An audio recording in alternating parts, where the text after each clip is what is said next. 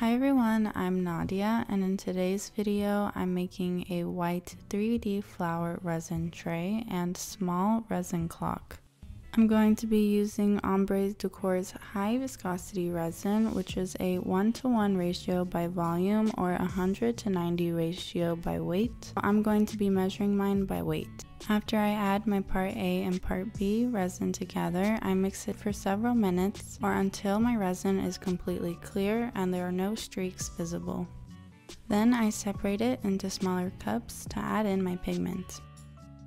As always, I'll have Amazon affiliate links in the description, so if you're interested in purchasing any of these products that you see in this video, be sure to check that out. I'm using Deppon's Ocean Wave pigment paste, and I make sure to mix the pigment in the container first before I add a small amount into my cup of resin. I mixed up a bit of extra white because I like to use leftover resin for side projects.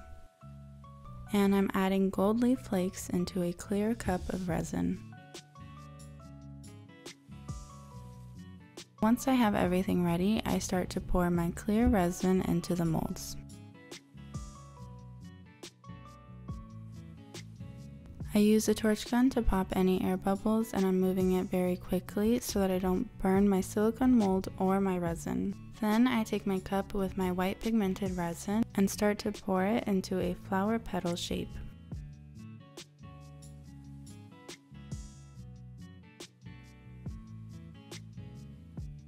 I use a wooden stick to drag through the resin in between each petal.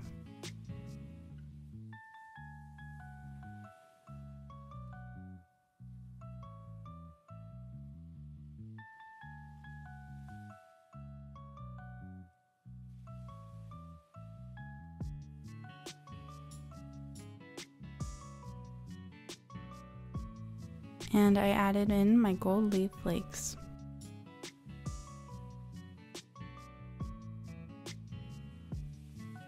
And I did the same thing in my second mold. This smaller mold is going to be for a clock, and I'm actually using part of a 3-tier cake stand mold, and this is because they have a hole in the center which is very convenient to make clocks.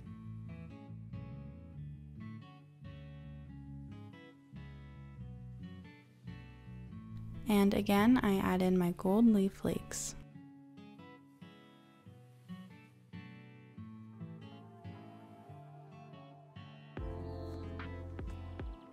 And I quickly went over each mold with a heat gun. If you notice that your pigment isn't pulling in and not moving enough, you can use a heat gun to help heat up the resin, which allows for more movement.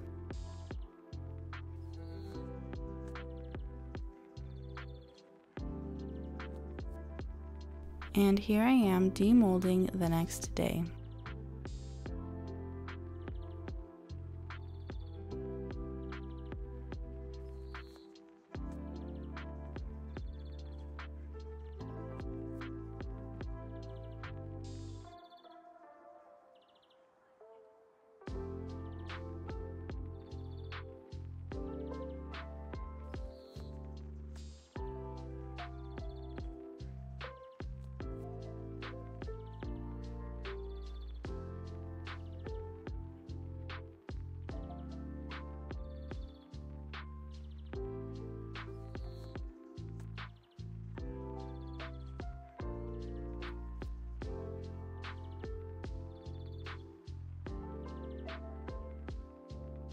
I removed any lifted edges, and I rotated between using an X-Acto knife and a deburring tool, but as I've mentioned in some of my previous videos, the X-Acto knife works better for me when the edges are rugged.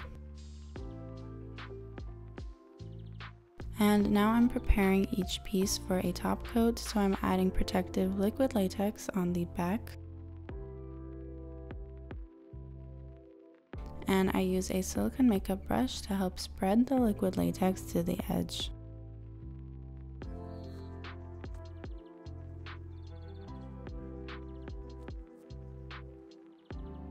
For the top coat, I'm using Ombre Decor's medium viscosity resin, which is a 2:1 ratio by weight. It's also heat resistant up to 100 degrees Celsius, so it's perfect to use for a top coat, and I'll have a link to their website in the description. After I mixed my part A and part B resin together for a few minutes, I started to pour. And again, I used a silicone makeup brush to help spread the resin and make sure that it covered every area.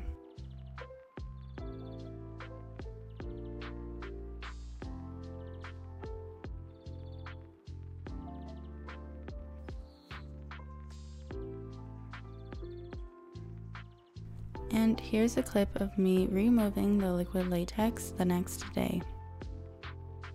As you can see, there are a few drops of resin that have gotten onto the back side of my piece, but they easily come off with the liquid latex.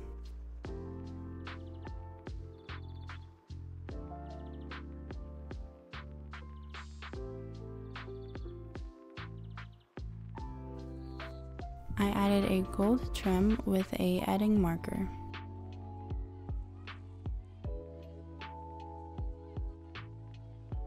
Now I'm going to be adding on my mechanism for the clock, but before I do so, I decided to paint the back area white. Since the clock is white and clear, I didn't want the black mechanism to be too visible, so painting it white is a good way to camouflage it.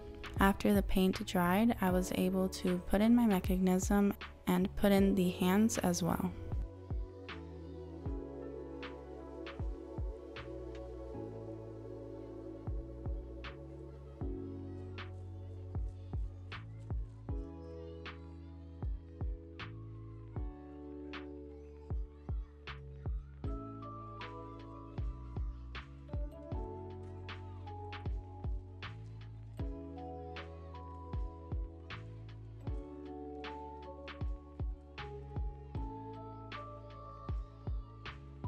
And here's the final product.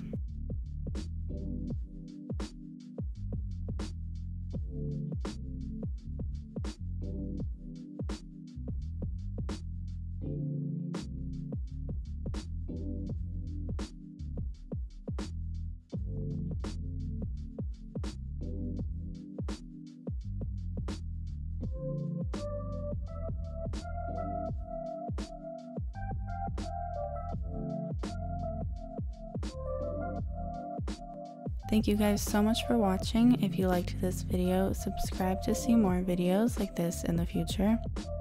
Follow me on my Instagram, Summer Girl Designs, and my mom's Instagram, Wild Heart Resin Art.